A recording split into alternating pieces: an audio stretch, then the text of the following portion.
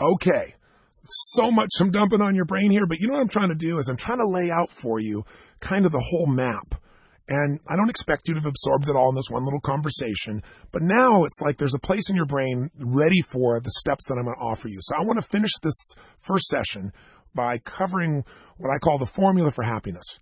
I remember I was invited to go on CNN a few years ago with Dr. Sanjay Gupta, really great man, the reporter there for CNN, and he was doing a special on happiness. And he called up and said, what do you think? Is happiness overrated? Do you think that, we're just deceiving ourselves, that we have to be happy all the time? He had some very interesting questions. So we had a very interesting discussion on camera. And at one point, I said to him, not everybody values happiness at the highest level. Some people feel like if they're happy, they have no certainty they'll be able to keep it. Someone's just going to dash that happiness. So they don't want happiness. They want certainty more. Happiness is a value. Certainty is a need. Remember what I said? People violate even their own values to meet their needs. Some people think being happy means that you're insignificant. You don't understand the complexities of life.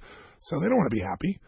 Their body sure would like it, but they'd rather be significant. And having complex understandings of life makes them feel more significant. So I said, no, not everybody values happiness. But in our nature, it's certainly there. Look at any child. So I said, here's the secret. I can give you right now the formula for happiness. And he looked at me like, oh, yeah, sure. And I said, I know it sounds like hyperbole, so let's test it with you. And I want you to do the same thing as I'm speaking with you right now personally. I want you to think in your own life, think of an area of your life you're really happy about. Now, some people don't use the word happy. An area of your life you're pleased with. Right now, what's an area of your life? And even if you're not thrilled with your life, even if your life has a lot of challenges in it, if you broaden and look at all the areas of your life, your body, your emotions, your sense of meaning, your relationships, family or friends or intimate, your work, your career, your finances, your spirituality, your connection with your creator and nature, your sense of celebration in life. There must be some area you're really pleased with, and probably lots. Think of one right now. And so I said to him, tell me an area of your life that you're really, really pleased with. And he said, my children. I love my children. And he has one child, and he had another one, I believe, coming up that was in the hopper, so to speak. And I said, well, that's beautiful. And you could see him smile from ear to ear. And I said, tell me, why are you so happy in your relationship with your kids? And before he did, I wrote down 4 letters. I wrote LC, which stands for life conditions, equals BP, which means blueprint, or your mindset, or your core expectation of how life's supposed to be. So I just wrote the letters up there. And he said to me, I love my children. They love me, and it's just so much fun to be with them. And it's exactly what I envisioned, of what being a father would be. I just love the entire experience of being a dad. It's perfect. So then I pointed the letters and I said, then you're happy right now because you're living this happiness formula. Your current life conditions, your LC, your life conditions, are equal to your blueprint, your core expectation about how life should be with children. It matches, so you're very happy. Now, if your children were yelling at you, smacking you on the side of the face, never listening to you, crying continuously, if every time you tried to touch them, they ran from you, that wouldn't match your blueprint, would it? And you'd be pretty darn unhappy in that area of your life. So let's look at an area you're unhappy with. What's an area you're not happy with? And I said, I'm sure you're Mr. Sanjay Gupta, so you're very happy with everything. But if there's an area you're not totally pleased with, what would that area be? And he said, well, my time. I said, what do you mean? He said, well, I don't know. It's just, I got a lot of things going, and he's an amazing man. I mean, he does his work in his surgery, and he reports for CNN. He's just an incredible guy, great family. So he said, I got all these things going at once, and he said, it's frustrating. It's like, I feel like I can't do the things I should do. At times I should be doing them very often. And it's just, it's not where it should be. It's not how I want it to be. And so I took the same little formula, LC, and what the equal sign was, I put a slash through it. Does not equal BP, blueprint. I said the formula for unhappiness is when your life conditions don't equal your blueprint. What's your blueprint? Your core expectations, the needs you're trying to meet, the beliefs you have about how it's supposed to be, the rules of how it's supposed to be in life. Right now, your life conditions don't match the way you think it should be, and so you have pain.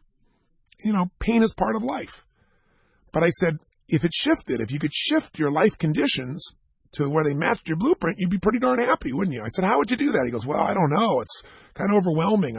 I guess if I said no to some things I've been saying yes to, If I didn't do a few things, then I'd have a little more free time and I think it'd be more balanced. I said, okay, well, that kind of gives you a direction that would move you closer to your blueprint and closer to happiness. I said, let me show you the formula for suffering. I said, think of a time in your life. And I'm asking you, as you're listening to me, do the same. You're my Sanjay Gupta in this discussion. So I want you to think of an area really happy. Why are you happy in that area? Isn't it true because your life conditions kind of meet your core expectations? It may not perfectly. By the way, if your life is even better than you expected, then you're over the moon. If your life conditions don't match the way you think it should be in an area of your finances or your body or your health or your relationships or, whatever area, you're not happy in that area. Make sense? But suffering. When do we really suffer? Everybody hates suffering. What is suffering? Some people say, I never suffer. I'm a man, I'm a woman, I just don't suffer. I'm too powerful to suffer. Well, have you ever felt like the night was never going to end? Winter was forever, like the pain that you're experiencing was beyond what you could deal with. I mean, if you're human, my bet is you've had that experience, and if not, it's coming. That's what you have to look forward to, because that's part of life. Right? It's part of how we grow, isn't it? So if you've ever really suffered where you felt pain that felt like it wouldn't go away, or were overwhelmed by it, or just felt this frustration or anger that just you couldn't solve it, where does that suffering come from? Suffering happens when your life conditions don't equal your blueprint, and there's one more thing involved, and that is you believe you don't have control to change it.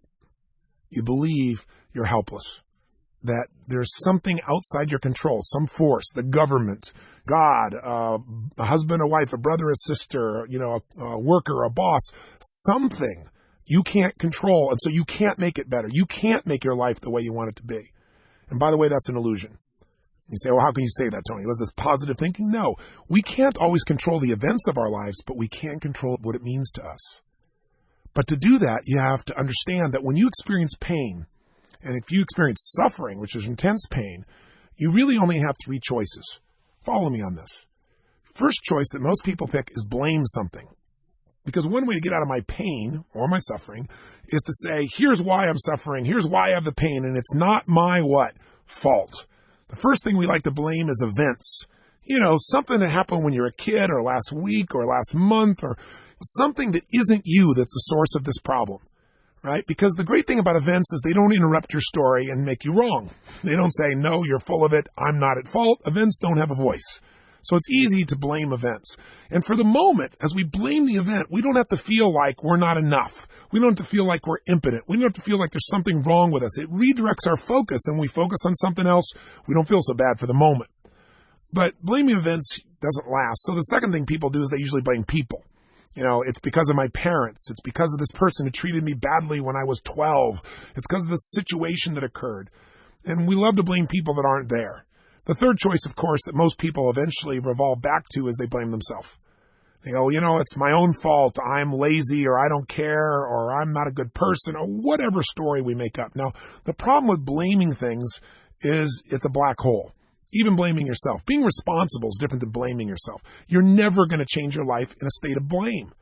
So there are two other choices, and these two choices, in my mind, are the only two real choices. They're only choices that change your life for the better. And that is, if your life conditions don't match your blueprint of how life should be, then what you got to do is either change your life conditions or change your blueprint. Does that make sense? I'm going to give you an example. Let's say you know someone and they're in such pain, you want to help them, and you can't understand why they're so angry all the time.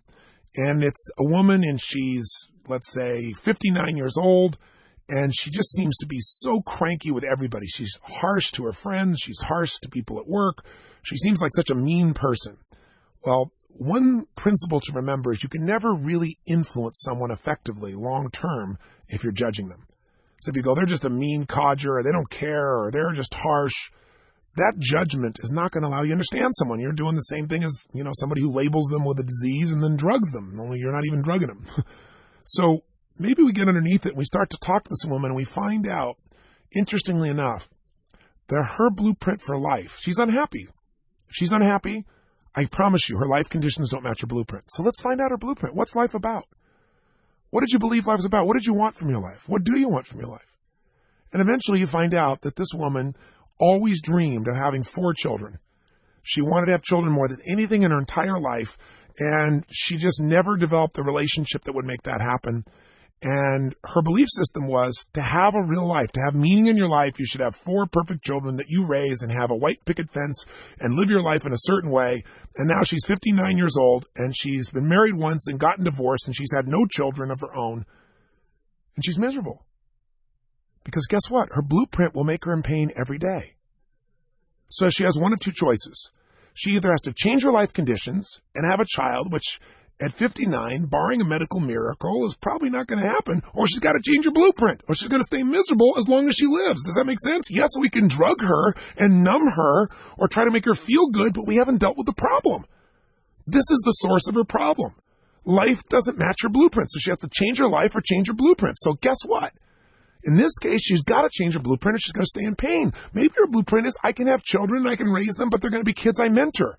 Or I'm going to adopt at 59. Or who knows, maybe medical technology will catch up and she can change her life conditions as well.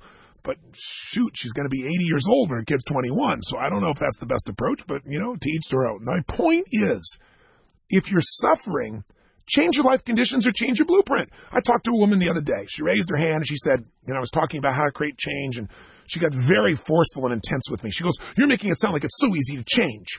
She said, my boyfriend, I've been with him 13 years, and he keeps cheating on me. He keeps saying that he has to have many women in his life. He does it all the time. Oh, what am I supposed to do, just change my state and be happy about it?